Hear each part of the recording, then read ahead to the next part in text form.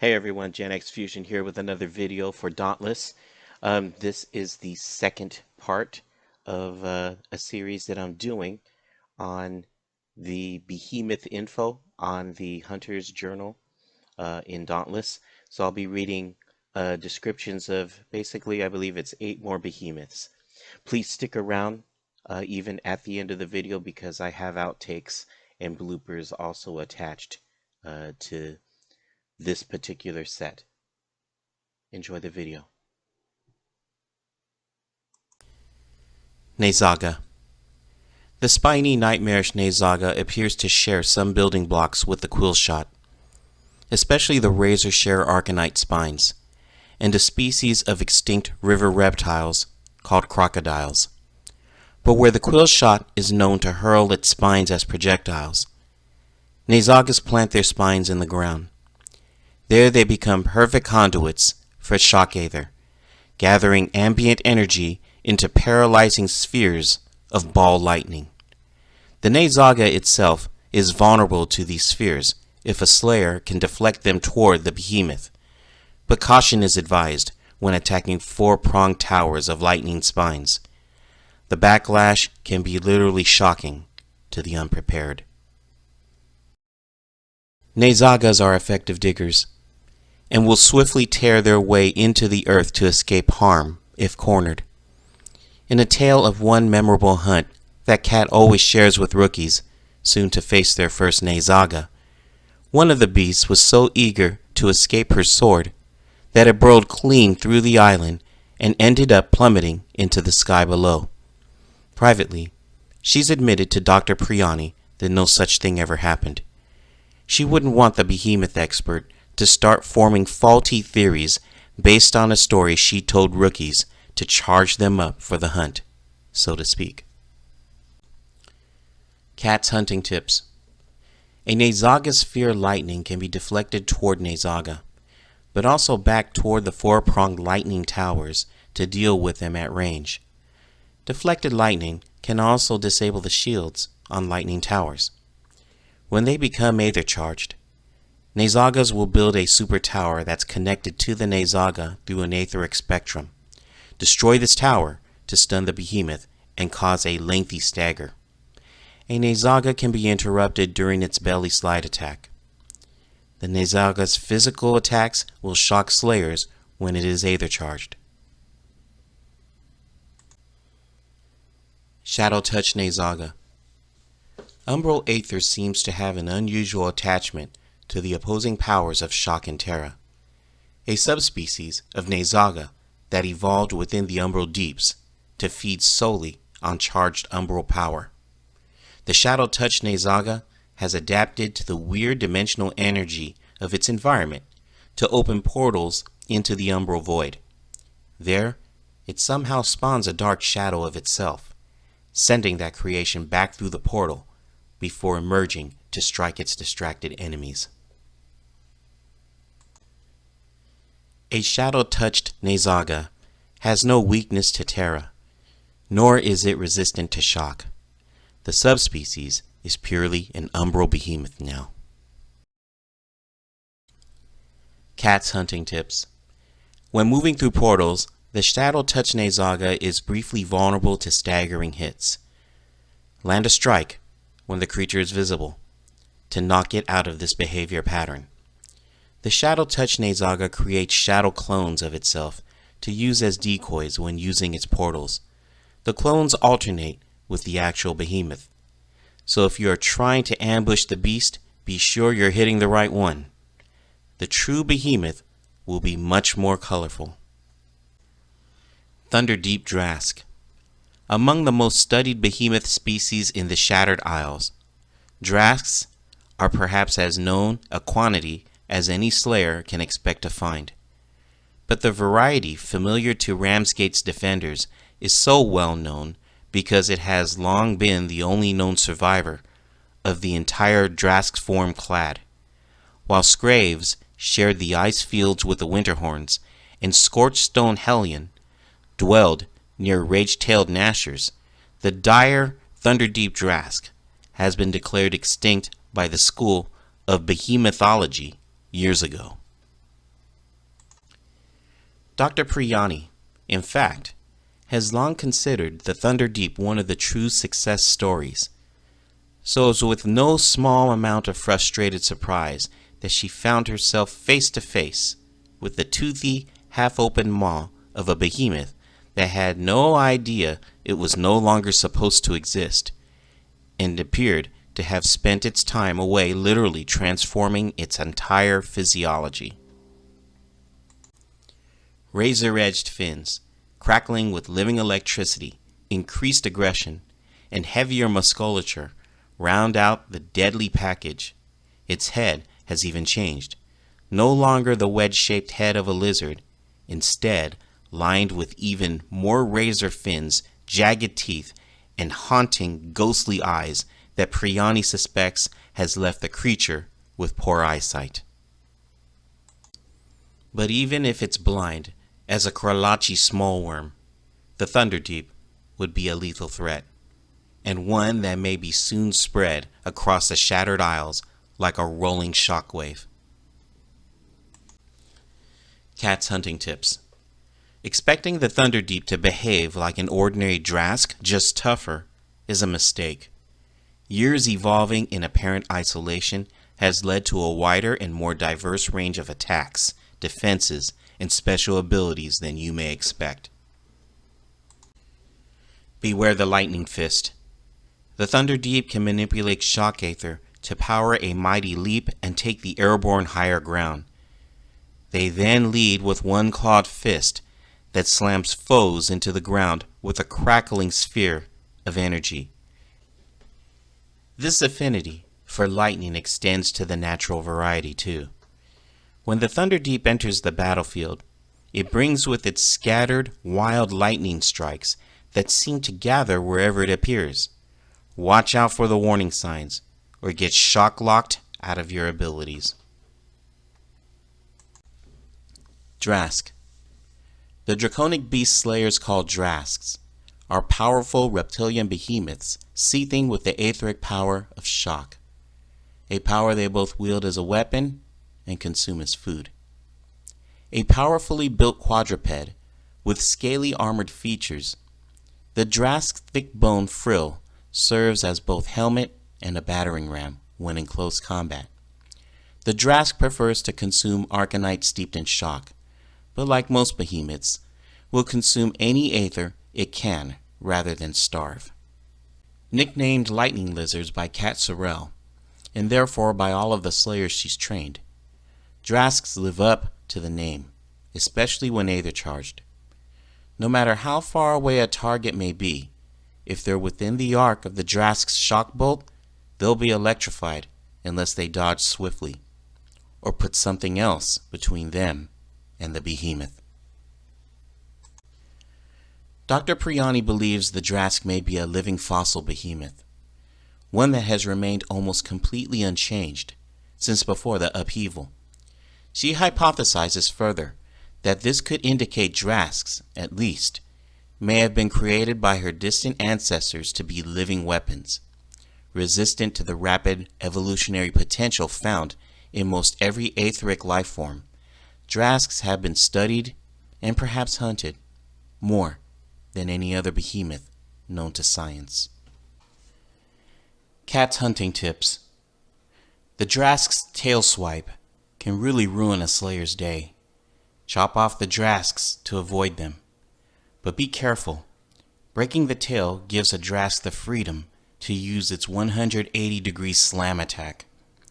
Before launching a volley of shock bolts at a target, the Drask will set its feet for stability, and then power up its attack for a few seconds. Interrupt the Drask at that point, or get ready to move before the lightning strikes.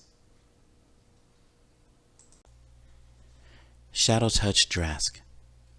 Drasks are one of the most widely distributed and adaptable species of behemoth in the Shattered Isles, so it's little surprise to find a subspecies has adapted to feed on pure void aether while evolving within the isolated umbral deeps.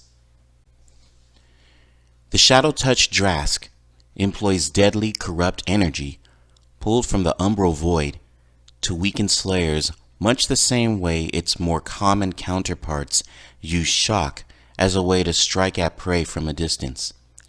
But for slayers to whom fighting Drasks have become less of a challenge, perhaps even old hat, the Shadowtouched Drask presents an invigorating, if potentially lethal, lesson in the art of adaptation. Cat's hunting tips. Perhaps because it sits so low to the ground, the Shadowtouched Drask is particularly adept at using umbral aether to manipulate the fundamental forces of nature, especially gravity. One of its most effective attacks uses this power to pull the slayer into terrifyingly close range, where it can then smash its victims into next week with a heavy tail swipe. The Shadowtouched Drask can also infuse its own projectiles with this gravitational effect. If this happens, watch out for long-range strikes targeting that area. Phalanx. In the millennium since the upheaval, the creation of new behemoths has been humanity's greatest taboo. But where others saw an unthinkable crime against the world, the tyrannical Austrian triumvirate saw the perfect opening for what was one more shattered tradition, if it meant more efficient conquest of the Shattered Isles. To maintain secrecy over this forbidden effort, they chose an aging industrial powerhouse isle called Blazeworks 17. Due to be scuttled, the island would instead be hollowed out, filled back in with cutting-edge scientific facilities, scientists, and behemoth parts, then set adrift in a carefully arranged accident blamed on seismic insurgents. The Blazeworks become a roving island nest for Austria's first new behemoth in 1,000 years, an avian monster of metal and blaze they called the Phalanx. The name was chosen based on the triumvirate's stated goal, the creation of one behemoth that could fight alongside Ostigard's elite enforcers with the strength of an entire army. Unfortunately for its creators, the Phalanx was not long content to live on a leash or in a birdcage.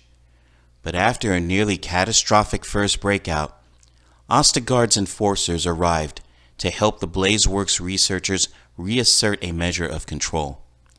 Pain-inducing implants in every newly created Phalanx ensured they stayed within range of the island and would no longer turn against Ostia's forces. Otherwise, the metallic menaces were free to regularly venture from within the Blazeworks to feed on the mighty island's central forge and the aether it leaks into the atmosphere. Since the enforcers arrived, no Phalanx has failed to return to their molten nest within the island's hollow interior.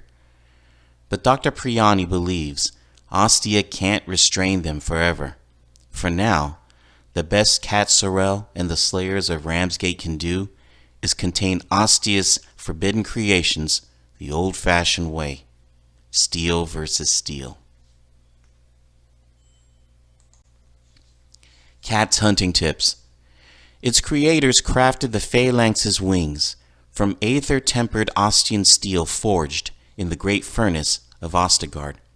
Every feather is a razor-edged blade that fans out into a surprisingly wide sweep attack that rivals the shrouds.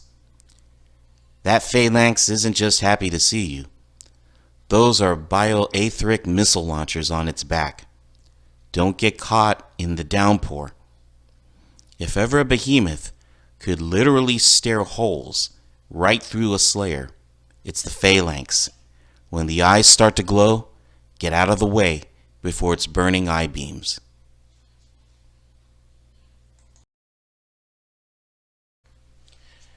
Boreus. From the heart of the maelstrom comes the mighty Boreus, a frost-powered behemoth with the ability to control flying minions. these smaller airborne beasts both protect the Boreus from harm and do its psionic bidding. The relatively recent emergence of the Boreus, once thought only a legend, was seen at the time as another sign that the behemoth threat has continued to evolve in bizarre and unexpected ways. Since the Skyquake, behemoths thought extinct or even entirely unknown to science have begun to emerge at an escalating rate, and the Boreus has been reassessed as a potential harbinger of the increasing threat.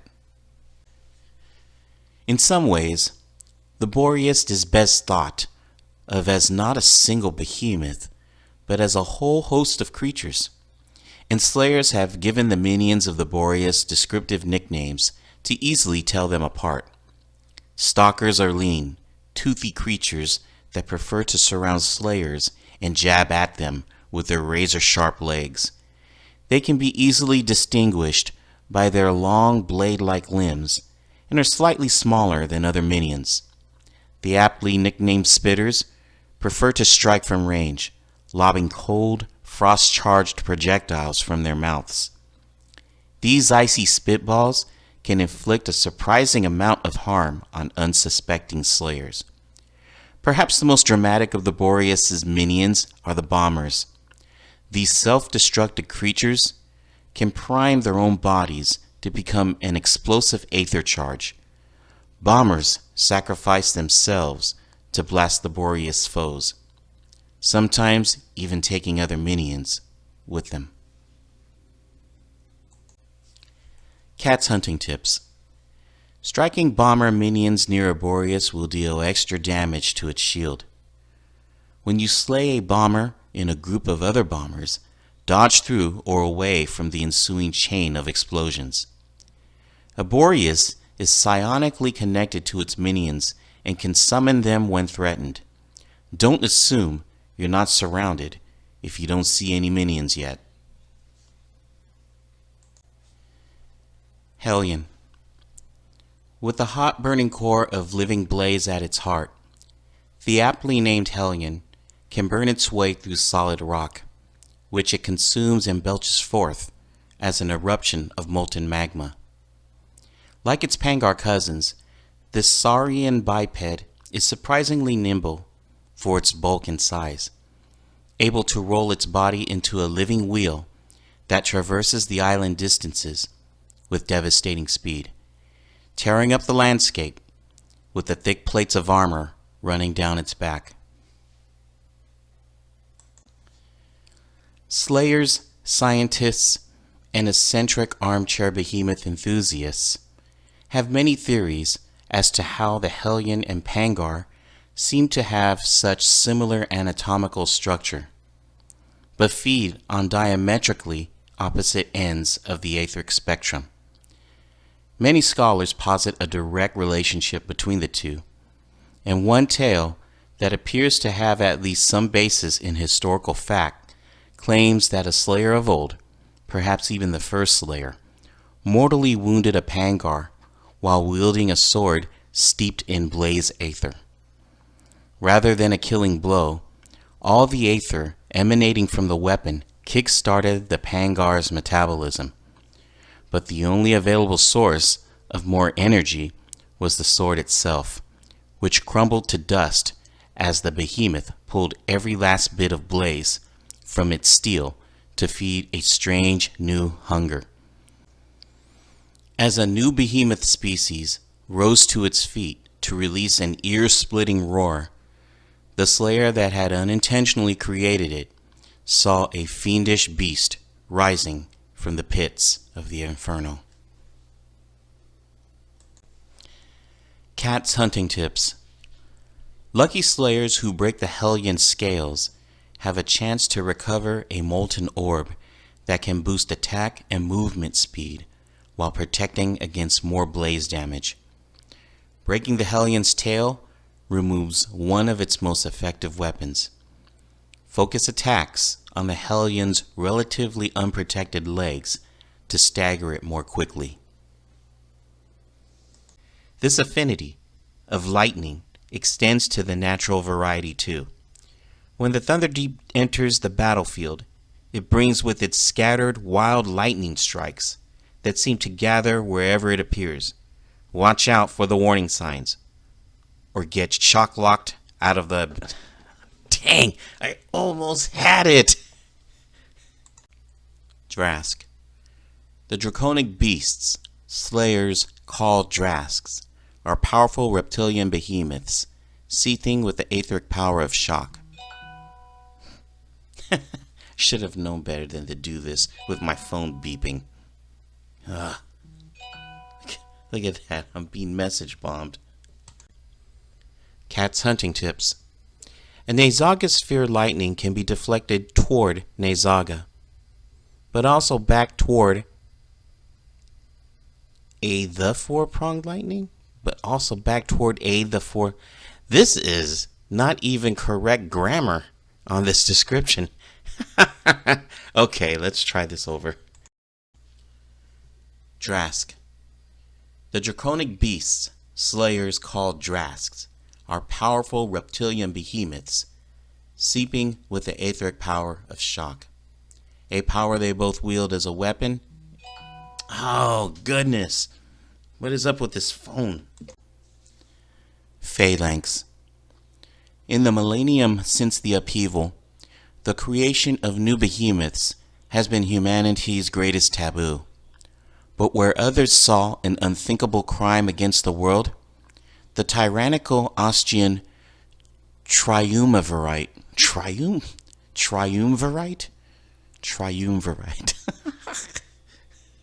Okay, let's try that again.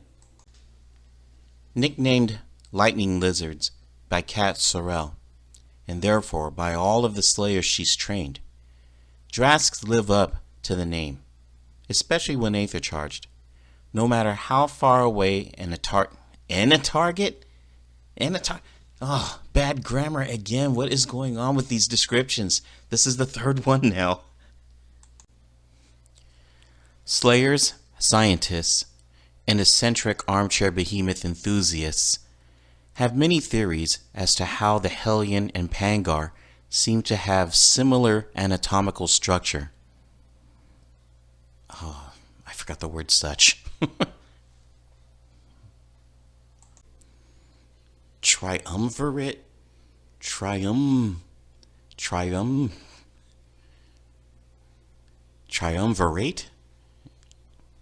Oh gosh, how does that work? I think it's triumvirate. Or triumvirate, I think it's pronounced. Triumvirate. Thunderdeep Drask. Among the most studied behemoth species in the Shattered Isles, Drasks are perhaps...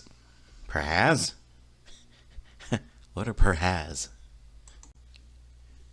Dr. Priyani believes the Drask may be a living fossil. I feel like I'm a living fossil. Cat's hunting tips. The Drask's tail swipe can really ruin a slayer's day. Chop off the Drasks to avoid them. But be careful. Breaking the tail gives a Drask the freedom to use its 180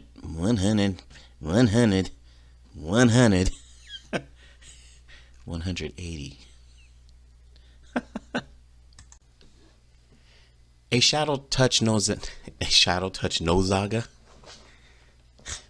I swear, whoever makes the names of these monsters, they really need to start saying it themselves to see if they're really tongue twisters or if they're really pronounceable, because this is ridiculous.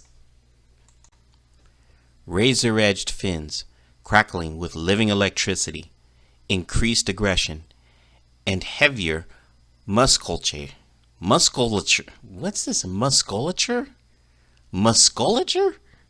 Where do they get these words from? Cat's hunting tips. When moving through portals, the Shadowtouched Nayzaga is briefly vulnerable to staggering hits. Land a strike when the creature is visible to knock it out of this pattern. Its behavior. Razor-edged fins, crackling with living electricity, increased aggression, and heavier musculature round out the deadly package. Its head has even changed. No longer the wedge-shaped head of a lizard. What's this no longer the wedge? This is the same messed up grammar as the other one. Cat's hunting tips.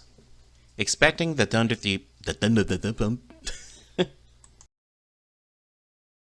Hi viewers, remember to subscribe, like the video, comment, and click on the little bell to receive notifications of future content.